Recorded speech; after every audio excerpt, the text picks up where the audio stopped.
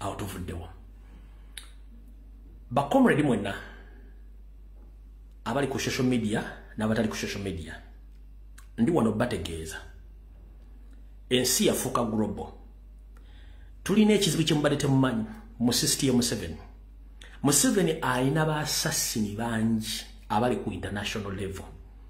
Nazze ne nkola video ne mbagamba omuwala oli Martha yafiiridde mu Simenze Noir. Omwana oyo yafiiridde mu line of duty. Nawulidde ebiyenje byazze bimambira.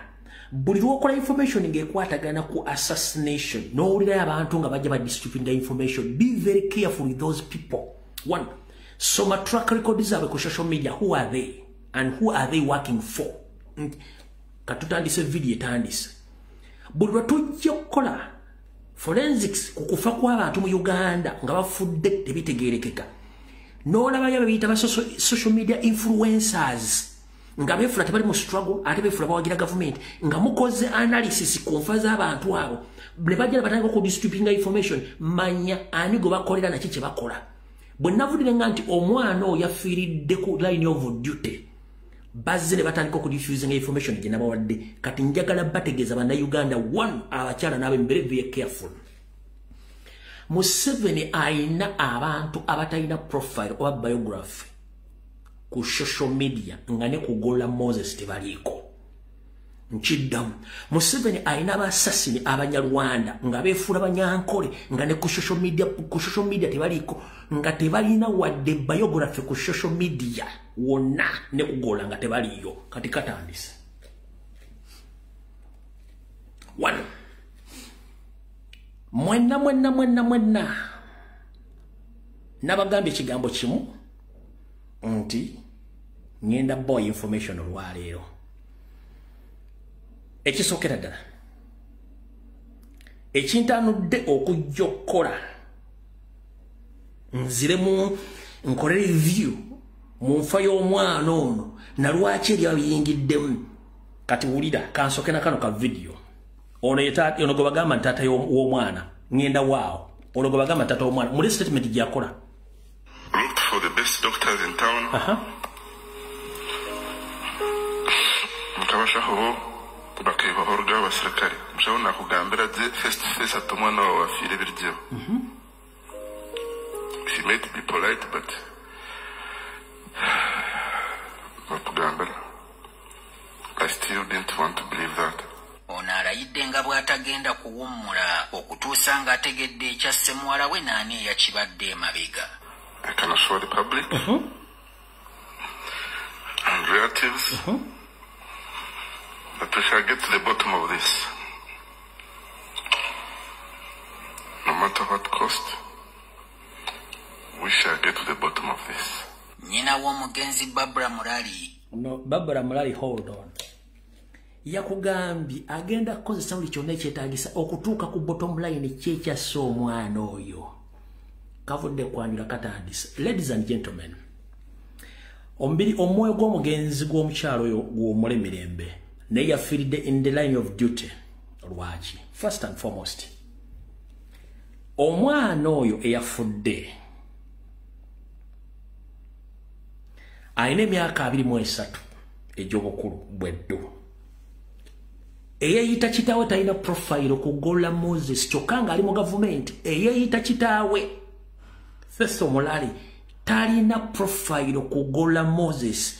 Bw'oba olina essimu ey'okubiri geekwata essimu yo oteeke omusajja gwe bayita Festo Mulali eyabadde ayogera nga taata w'omwana. Talina biography ku Google taliyo. Wabula ye National Sports and Games Coordinator Office. Ye National Sports and Games Coordinator Office of the Chairman of the National Resistance Movement, His Excellency the President of the Republic of Uganda Museveni. Yo wate wagamba. Wabula taina biography kugola Moses, which is very dangerous. Use your second phone to search. This guy is not available on Google. Is not there. Nenga alimu offices za wagulu. Taina yo profile lwachi. Tukisimbudde.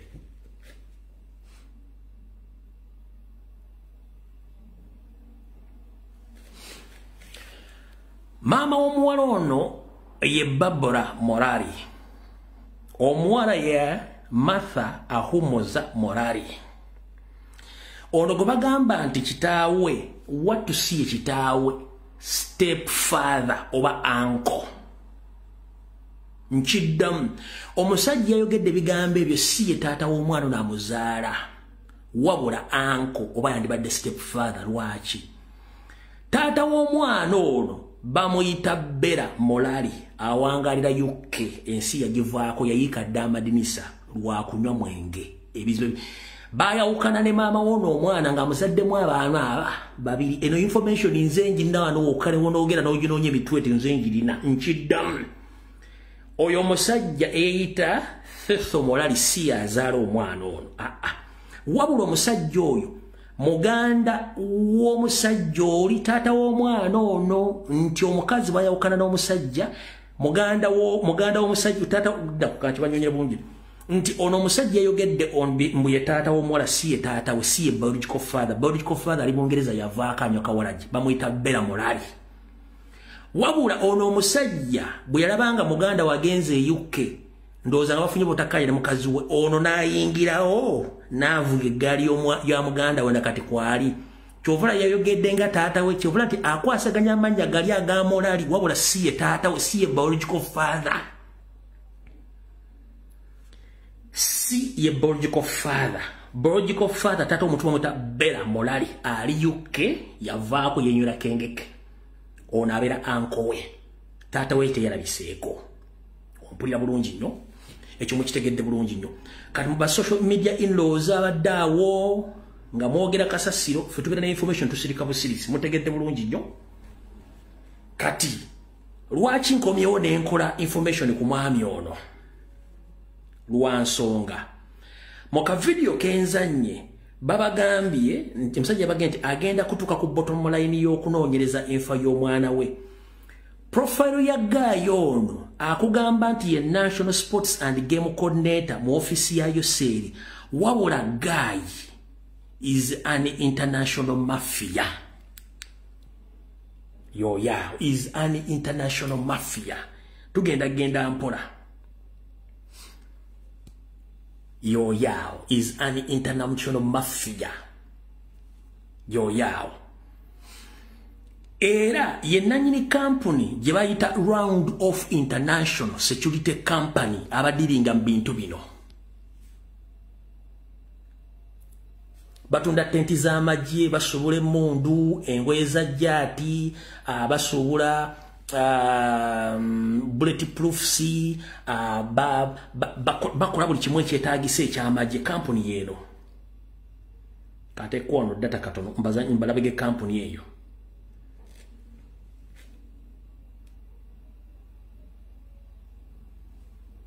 Company yeyo. Eyo yo guy. Muziraba.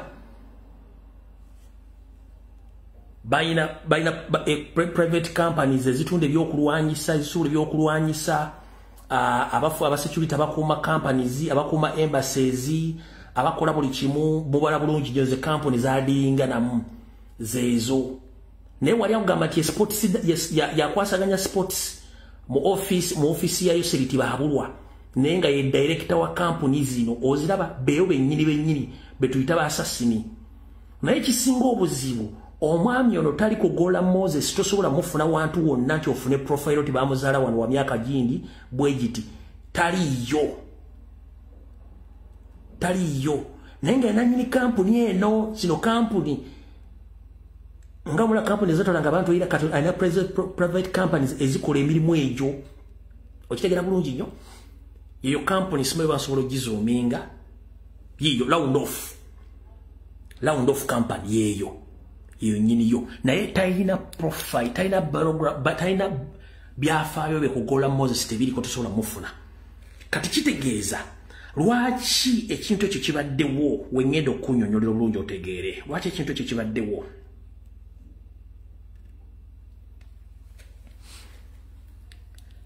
kibaddewo lwa nsonga eno omwami we yagambye tugenda kunoonyereza okutuuka ku bottom line y'enfa y'omuwala oyo jukira twakubye ekituli mu mabaala ago nga tetubagamba nti abaana abawala bonna bakola abali mu university abaana abanyarwanda wabayita abanyankole abadisigayizinga bonna batambuza butwa ku both local ne ku international level. Ekyo nafunye reference impitirivu nnyo. Kati wentegeredde nti twabakutte waluma Kasabuni kwe kujja okuyingiramu n'akola video mbw alina evidence eraga nti omuwala teyafudde mutwa yabadde n'ekirwadde. Ntere yafunye investigator eyamuwadde ku details. Jukira Kasabuni abakinga oba akavalinga muwala we nga muwala we yemu kuba coordinators abawala banabalagira abalagi balina okugenda nkiddamu. Kasabuni ajja mu kintu kino nga akolanga backup okubakinga kawala ke kubanga kabo kuba coordinators kali ku both local ne ku international level aba coordinating agaba executive kyekirese Kasabuni okukavalinga. Ulira message ujulya bulungi nnyo. Oli anko yagambye kubaga siye biological father anko yagambye ajja kosa buli tu okumanya ekyasso omwana we gashumbulira yakifunye dda ate kati kese bekyalulira. Emani bakatona page monezo. Conversation ino yali initiated by Martha. Oliawo nzijenkulabeko. Namugamba yes mwendi nengenda. Martha nadileyinga namu. Omuvuka namugamba nti I'm closing. Inobidi wabiri mu conversation. Yes, nza kugamba a friend of mine a top detective ali ku musango guno. Ye yashingambye nefuna n'omukisa okulaba ku conversation za WhatsApp we. Echala a top friend of mine doctor yakola postmortem naye akonfaminga nti obulwadde Martha obwamutta si bupya mubeera nabo babuyita niyo something kirabide maybe more zone ate fe twasomera vira mali kutegera ndowooza so nawe bali n'ekirungi polisi ya Uganda bwesalawo ku investigating ekintu ekikola yafunye conversation. Jukira bakyali mu investigations okunoonya ekyasso omuwala wabula ono yafunye dda abali ku investigations ne bamulaga conversation z'amasimu between Martha and his colleagues oba partners. Era yafunye chance egenda ewa doctor ali ku investigation team n'amubuulira obulwadde bw'omuwala bwe yafudde. Lwaki Kasabuni doctor tiyakuwadde medical records zeziraga omuwala obulwadde nti adde bumutawanya ebbanga lyonna. Pozi MC Norman yagamba kyawo. Lwaki doctor tiyakuwadde track records z'omwana neziraga obulwadde nawe bwakulemye okwogera mu luzungu. Ngenda agambi bamulaze message zonna ezimulaga engeri gye badde omuwala gyadde akyatinga munabaki n'ebyokwano gye mu bbaala. Wabula tatubuulidde nti ku saa 8 omuwala yali ava luddawa. Tatubuulidde kubanga bakuga nti omusango guli mu kunoonyezebwako tegukkirizibwa kwogerwako era ya mentions nti abali mu kunoonyeza yabafunyire bamubuulira. Bamugambye nti omwana bamulaze conversation mu simu yamugamba nti omwana yafudde bulwadde obwa bulijjo n'aboogerako ne obulwadde bumulemye n'okwogerako mu luzungu. Lwaki oyo top doctor investigator badde ku ttiimu teyakuwadde track records eziraga omulwadde omwana oyo tabadde n'obulwadde obwo. Ayogera omwamagamba gakankabaddize muwulire bulungi nnyo omanyi bano basereka wal educated kaawo mu America ne mu nsi ezaakula. The moment you come out and you mention or you say something on ongoing murder case n'okolako comment ng'olifalinga kuba investigators kitegeeza nti gwe ne ba investigators mba mulinkinze state information era mubeera basibe nga tewetaaga kubuuza wadde n'omuntu n'omu ani gwe mufuulinga. Gashumba tukimanyi bulungi nti omwana oyo omu ku top coordinators aba coordinating abawala abo kati okavalinga apu mu nsi yonna omusenga gunoonyerezebwako. The moment information erinkinga eyagifulumiza n'abali ku musango ogwo mubeera basibe. Kankabaddize mukawulire bulungi n'obulwadde bwagambye nti obulwadde obadde buli mu omuwala. Abazadde tebandabwogerako nti omwana abadde n'obulwadde. Mumpulire bulungi n'abazadde mama w'omuwala tandayogerako nti omwana abadde n'obulwadde obumuluma. Tata w'omwana tandayogerako nti omwana abadde n'obulwadde obumuluma. Wabula Kasabuni yagambye nti ba top investigator bamugambye nti omwana abadde n'obulwadde. Tugenze mu maaso kankabaddiremu. Njagala mukozesa emitwe gye mwawulyeko bulungi nnyo. Emani Makatona page monezo. Conversation ino yali initiated by Martha. Woliawo nzije nkulabeko. Namugamba yes mwendine ngenda. Martha nadileyinga namu. Omuvuka namugamba ti I'm closing. Bino biri mu conversation. Yes, nza kugamba a friend of mine, a top detective ali ku musango guno. Ye yachingambye nefuna n'omukisa okulaba ku conversation za WhatsApp. Ekirala, a top friend of mine, doctor yakola ku postmortem. Naye akonfirminga nti obulwadde Martha obwamutta. Si bupya, bw'obeera nabwo. Babuyita niyo something kirabide. Babuyita nyoko mu Luganda. Okay. Tegera ndowooza. So bonna we bali. Naye kirungi. Polisi ya Uganda bw'esalawo ku investigating ekikola. Bali mu kolo. Kye tusooka okugyawo. ADC yayita Martha yabuuza Eddie w'oli. Ate ekisibyo n'owokubiri. Muganda we mukubiri ati kubanga Martha baali bamumanyi. Actually, even if, let me be open. Baali badeetinga. Martha ne Edward. Yes. Otegera ndowooza. Kaakati ono Eddie akubira gundi. Bannange Martha akola kusinze. Yasooka gamba basirikale. Eddie avuga speed. Amuvuga bamutwala mu ddwaliro. Kati ekisibya Eddie today. Kuvuga ki Martha. Basically singa Eddie simu ye yali teriko kuwolu. Singa simu ki. Police olowooza nakulo kunoyinza okumala. Yes. Okay. Police under the supervision of mukwano gwange Magambo. Magambo tapakuka Magambo. Tali anguzi nti ogenda muwa sente. Era bo bagambye nti So you got the information from Magambo.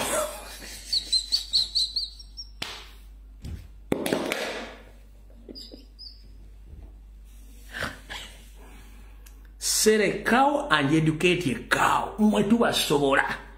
Ne mwana akavalinga assassinations mbadde mukola mabara nga mukozesa abaana bammwe bana basome abalungi bemwaleeta okutta bannayuganda ffe tubasobola bakolako forensics. Omuntu bw'afa n'afiira mu nnyumba, ennyumba yonna abaagibadde mwenna abakwata ne batandika okukola investigations mpaka lwe baproving nti kummwe mwenna tekobaddeko mu kyamu. Family tenayogera ku bulwadde bwa ssemuwala waabwe olwadde obumanyi.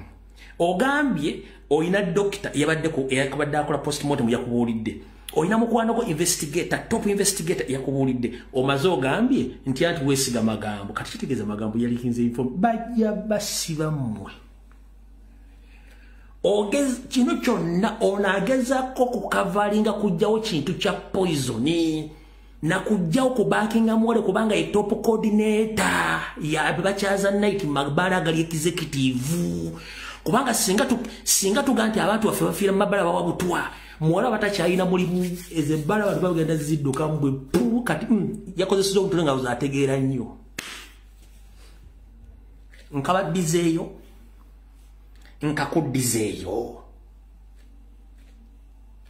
nkakuddizeeyo mwe tubasobola abantu baffe bazze bafa naddala baganda avuka balinamu ssente ba businessmen ba businesswoman nga bavudde mabaala aga mubana bazo baseti nga bawadde obutwa nga muloza temusobola kutegeera bigambo bino kankukolemu forensics nembwa yesigama ennyama kankakuddizeeyo bulungi nnyo abantu bakawulire.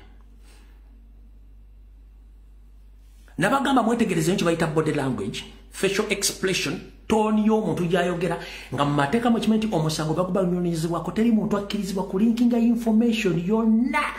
Wabula onalinkiza information n'ateekamu n'obulwadde omuzeeyi anka omuwala bw'atayogedde, maama omuwala bw'atayogedde, kati ye nga ye abaakinga coordinator w'abawala bano yavuddeyo okuwa information. Wulira bulungi nnyo. Njagala oza ebigambo bino wulira bulungi nnyo. Emani Makatona page monezo. Conversation ino yali initiated by Martha. Woliawo nzije nkulabeko. Namugamba yes mwendine ngenda. Martha nadileyinga namu. Omuvuka namugamba ti I'm closing. Bino biri mu conversation. Yes, nza kugamba a friend of mine, a top detective ali ku musango guno. Ye yachingambye nefuna n'omukisa okulaba ku conversation za WhatsApp. Oyo Magambo. Ekirala, a top friend of mine, doctor yakola ku postmortem. Naye akonfirminga nti obulwadde Martha obwamutta. Si bupya. Obeera nabwo. Bwobulina. Babuyita niyo something kirabide. Babuyita nyoko. Okay. Tegera ndowooza. So bonna we bali. Naye kirungi. Polisi ya Uganda bw'esalawo ku investigating ekikola. Bali mu kolo. Kye tusooka okugyawo. Wulira. ADC yayita Martha yabuuza Eddie w'oli. Nzije nkulabeko. Ate ekisibyo n'owokubiri. muganda we mukubira ati kubanga Martha bali bamumanyi. Actually even let me be open bali badetinga. Martha ne Edward. Yes. Oshegera ndowooza. Kakati ono Eddie akuya gundi banangi Martha akolapsinze yasooka gamba basirikale. Eddie avuga speed amuvuga bamutwala mu ddwaliro. Kati ekisibya Eddie today kuvuga ki Martha.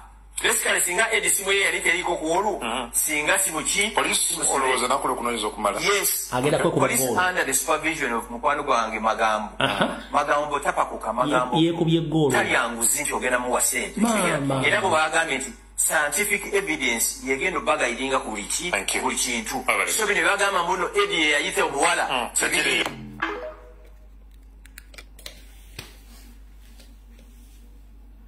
Kubanga singa public egenda n'ekintu kye badde temanyi nti bagawa obuto mu bbaala omwana wa Gashumba batayina mulimu ono kye kimuleese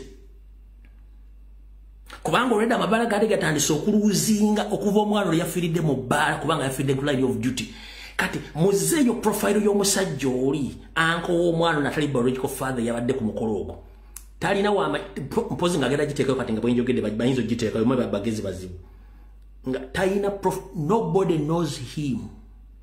Taina biography ku Google taliyo. Kyokali mu office zimwe nene. Ukitegedde? Mbagambye ebintu byadiringiramu.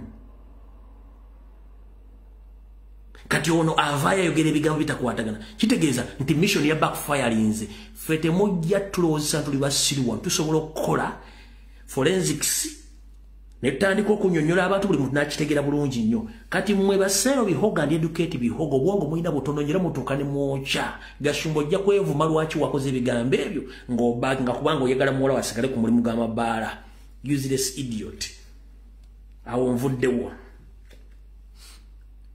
kyokka bw'obanga ng'owafunye final report ku investigations nga family tenavayo kugamba nti bafunye final investigations.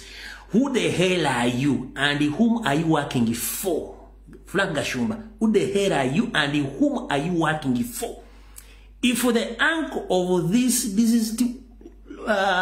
woman or lady said that they are going to investigate to the beneath of this of her death, no gamba and already wafunye the information okolerani omuzadde omusajja mmulire anko omwana tasigwa si yamuzala bawudde tato mutuufuulira looked for the best doctors in town. Nkabashaho bakeba horuga abasirikare so nakugambira je face to face at omwana wa wafire biryo. She might be polite but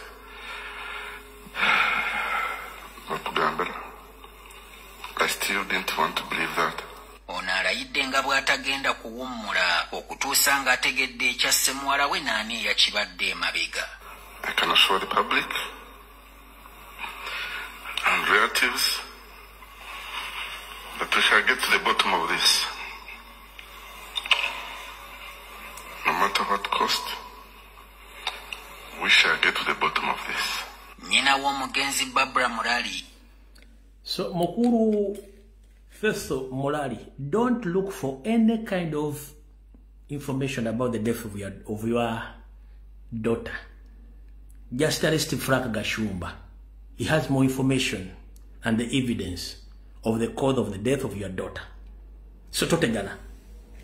Mwetuba manyi kati mu defendinga ebinywero byammwe abantu baffe gye bafiira kizibu kyammwe kimukola kati gwavudde oleeta omutwe nga lemoza tuli basiru awo tuvuddewo.